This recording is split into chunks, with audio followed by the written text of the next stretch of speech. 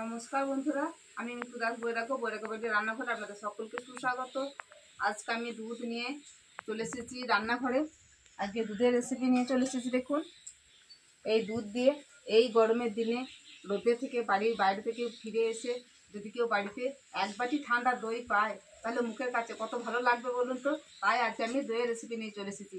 আজকে দেখুন, আমি 2 কিলো গরুর দুধ আমি নিয়ে নিয়েছি।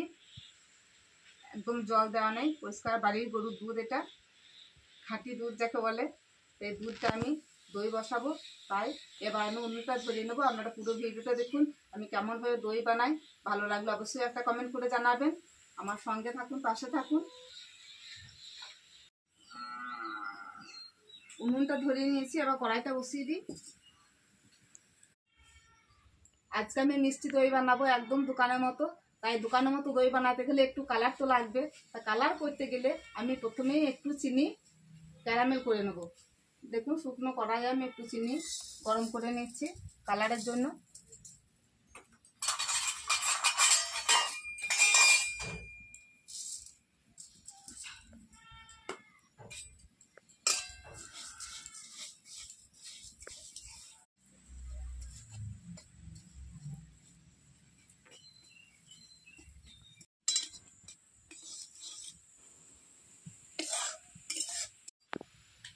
চিনিটা দেখুন একদম কালার চলে এসেছে। এবার আমি ঢেলে নেবো বাটিতে।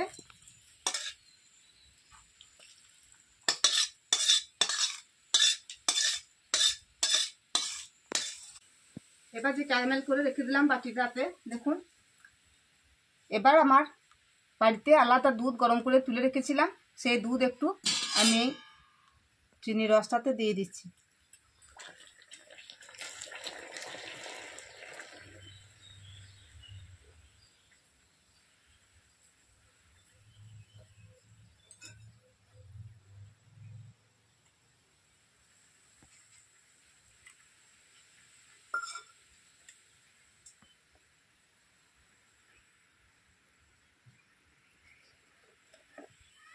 এবার কড়াইয়ে আমি একটু জল দিয়ে দিচ্ছি। প্রথমেই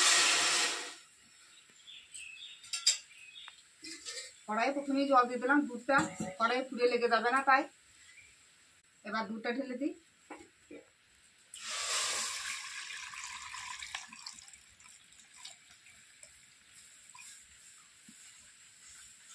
আপনারা প্যাকেট দুধেও এই দইটা বানিয়ে নিতে পারেন, যে কোনো প্যাকেট দুধে।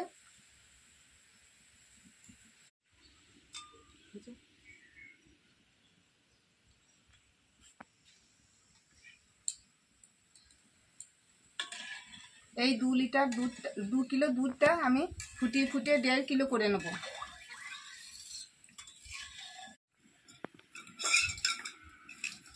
এখানে দেখুন, আমি দই পেতে রেখে দিয়েছিলাম। দই পাতবার জন্য যে দইয়ের সাজা লাগবে, সেই দইটা আমি দেখুন এখানে রেখে দিয়েছি। দইটা আমি ছেঁকে নেব। দইয়ের যে জলটা আছে, জলটা ছেঁকে দইটাকে শক্ত করে নেব।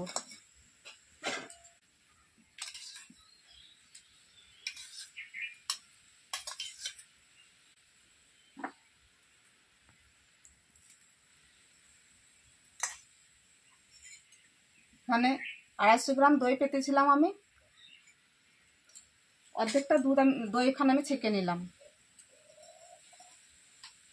দেখুন, দইয়ের যে জলটা আছে সেটা একদম শক্ত হয়ে ছাঁকা হয়ে যাবে। দুধটা দেখুন ফুটতে শুরু করে দিয়েছে। আর দুধ ফুটতে শুরু করলে এরকমভাবে খুন্তি দিয়ে কড়াইয়ের গায়েগুলোকে তুলে তুলে নিতে হবে। তলাটাতে যেন দুধটা বসে না যায়, বা কড়াইয়ের গায়েও যেন দুধটা লেগে না যায়, তবেই দইটা ভালো হবে। এরকমভাবে সারাক্ষণ দুধটাকে যেন ঘাঁটতে থাকবে।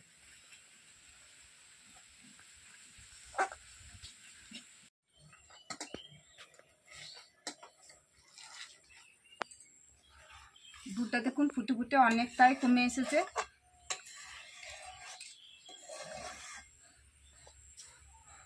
এবার আমি দুধটাতে দইয়ের জন্য যে মিষ্টিটা আমরা দেবো, সেই চিনিটা এবার দিয়ে দেবো। পরিমাণ মতো চিনি দিয়ে দেবো, সব চিনিটা দেবো না। একটু দেখে নেবো চিনিটা, দুধটা কতটা মিষ্টি হয়েছে দেখে নেবো, তারপর আবার চিনি দেবো। খুব মিষ্টি দিলে দইটা কিন্তু খেতে ভালো লাগবে না। এটা কি পড়ে গেল? না কিছু না।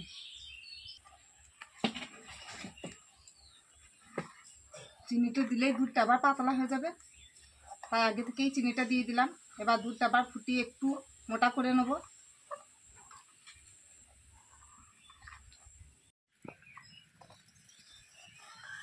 দুধটা দেখুন অনেকটাই ঘন হয়ে গিয়েছে, এই দেখুন। আর দুধের কালারটাও চেঞ্জ হয়ে গেছে দেখুন। এবার আমি নামিয়ে নেব। আপনারা দেখুন কতটা ঘন হয়ে গেছে দেখুন। এবার দুধটাকে নামিয়ে নিই। দুধটা নামিয়ে নিয়ে ঠান্ডা করে নিতে হবে।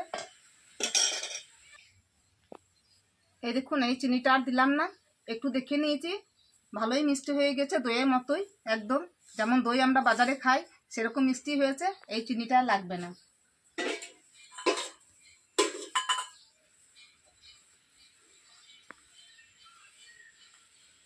এবার আমি কড়াইটা নামিয়ে নেব।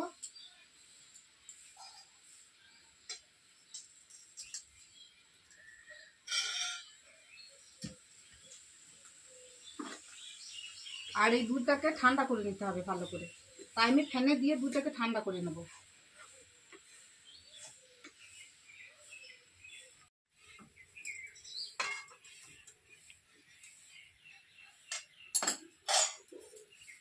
এবার দুধের যে ক্যারামেলটা করে রেখেছিলাম ওটা দিয়ে দেবো।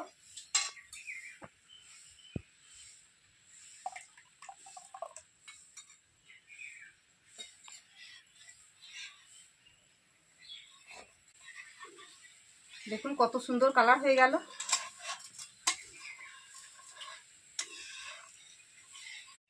আর একটু বাটিতে ক্যারামেল তৈরি করা আছে, এটাও দিয়ে দিচ্ছি।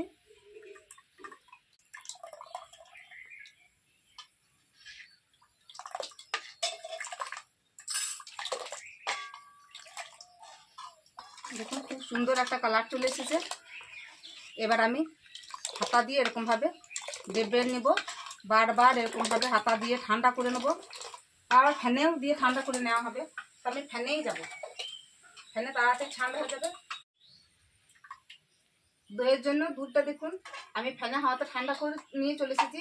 খুব হালকা একটু গরম আছে, এরকম গরমের অবস্থাতেই আমাকে দইটা দিয়ে দিতে হবে। আর দইটা দেখুন ছেঁকে নিয়েছি, এই দেখুন দইয়ের জলটা বেরিয়েছে। এবার আমি দইটা এখানে দিয়ে দেবো,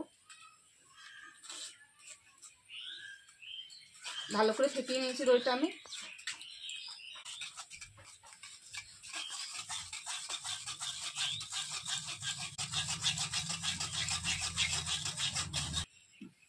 দইটা যাতে কোনো দলা বেঁধে না থাকে, গুটি বেঁধে না থাকে, তার জন্য আমি ছাকনাতে এরকমভাবে চামচ দিয়ে আমি ঘেঁটে দেখুন তলা দিকে বের করে নিচ্ছি।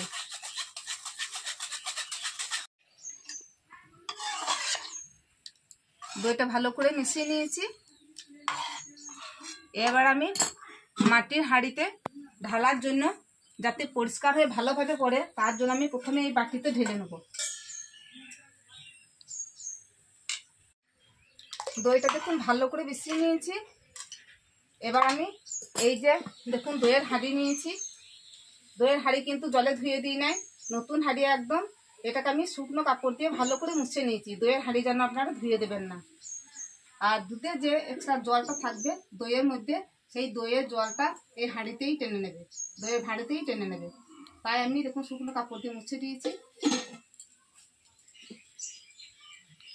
দুধটা আমি এবার এই বাটিটাতে ঢেলে নেব।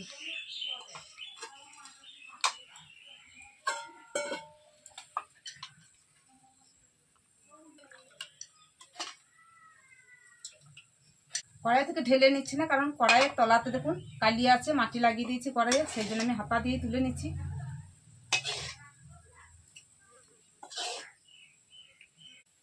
এবার আমি এই হাঁড়ির তলাতে একটু গাওয়া ঘি দিয়ে দেবো, এতে দইয়ের স্বাদটা আরও বাড়িয়ে তুলবে। হাতে করেই হাঁড়িটাকে লাগিয়ে দিচ্ছি ঘিটা।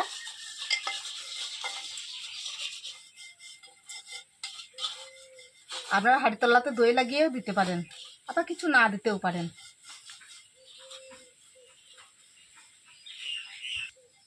এই দেখুন,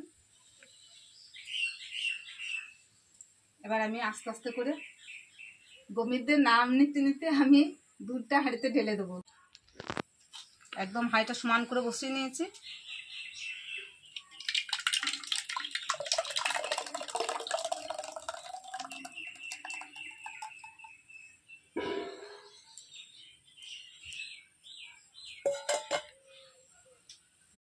দইয়ের জন্য ভাঁড়ের মধ্যে দেখুন আমি দুধটা ঢেলে দিয়েছি।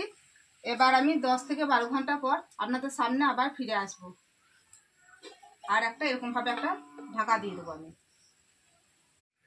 10 ঘন্টা পরে ঠান্ডা দই একদম নিয়ে তৈরি হয়ে চলে এসেছি রান্নাঘরে।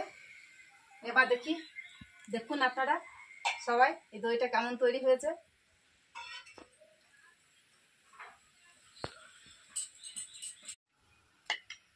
দেখুন কত সুন্দর দইটা বসেছে, হাতে লাগছে না দেখুন। এবার আমি চামচ করে কেটে দেখাই আপনাদের। ওহ, কি সুন্দর হয়েছে দেখুন।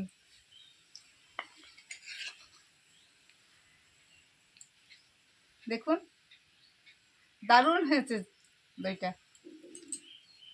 একদম নবদ্বীপে দই হয়ে গিয়েছে। দেখুন আমি তো বৈশাখ মাসে গিয়েছিলাম নবদ্বীপে দই খেয়ে এসেছি। দেখুন কত সুন্দর হয়েছে। বন্ধুরা এরকম ভাবে বাড়িতে বানিয়ে খান আর কমেন্ট করে বলুন এই দই বসানো ভিডিওটা কেমন লাগলো আপনাদের। লাইক শেয়ার করুন। অবশ্যই যারা এই নতুন ভিডিও দেখছেন তারা একটা সাবস্ক্রাইব করে দেবেন, আর পুরনো বন্ধুরা আমার পাশে থাকবেন। নমস্কার, ধন্যবাদ। আবার পরের রেসিপিতে দেখা হবে।